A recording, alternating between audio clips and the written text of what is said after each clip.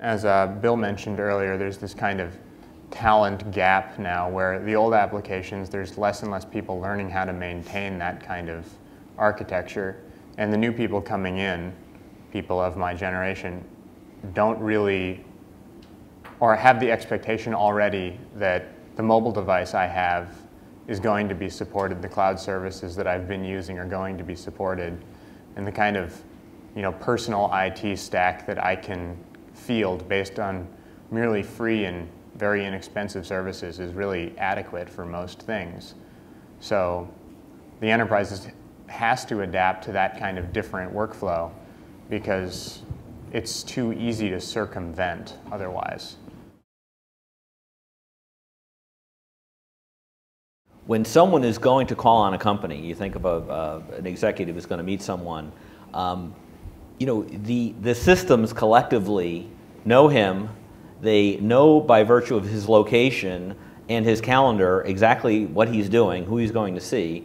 There's a lot of information that he wants, he or she wants, I should say. Now, some of it is old enterprise stuff like, what are the last three, your Salesforce.com type, traditional things like last 3 phone calls or last 3 orders or whatever it may be. But there's also a lot of other social data. For instance, if you have called on this person before, there's a chance you're connected on LinkedIn. There's also related company information out there. You might want to know, well, here are the last 3 things that the person has read or the last 3 things that they've updated in terms of status.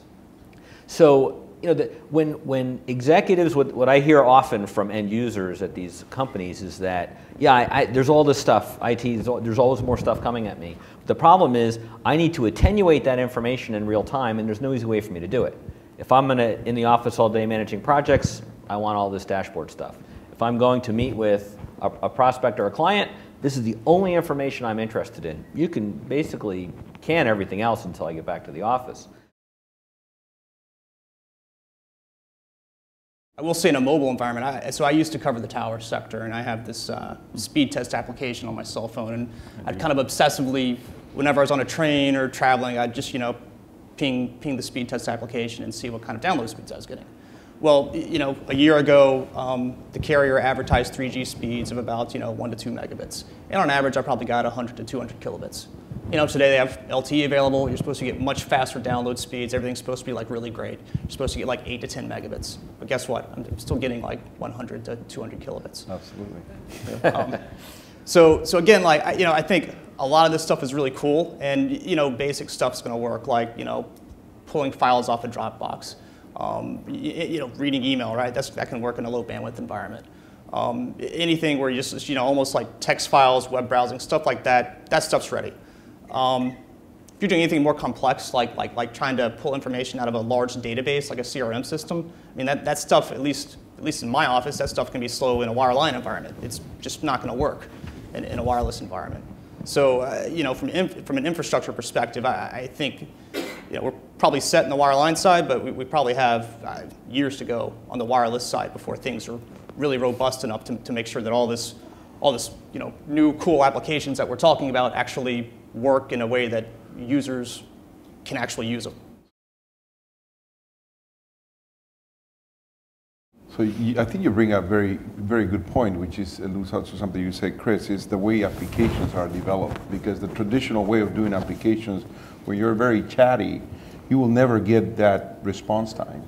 So you started bringing up the fact that in order to enable mobility and a good user experience, you need to be very specific on the messages you exchange and how much data really goes across the transient, right?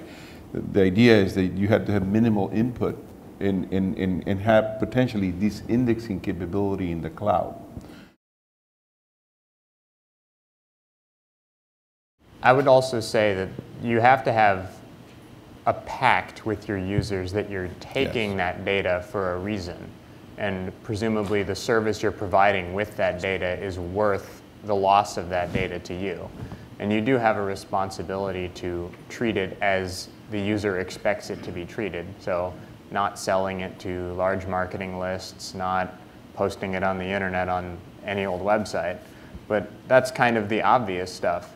If you're collecting location data on someone, it's perfectly understandable that you're going to collect location data from Waze, because without collecting location data, it's of very little use. It'll show you a map of somewhere, but it won't really be relevant to you. And the way it deals with privacy is an opt-in model. So you already accept the fact that you want to do that. Yeah, we should self-govern cloud security, and the Cloud Security Alliance is a good place where you can find a lot of frameworks for self-governing. But the new trend in these type of applications are self-defending apps. Effectively, perimeter is gone. You need to basically create a wrapper on the actual application that will be the one that can protect not only the application while it goes in and out, but more importantly, the data that is running.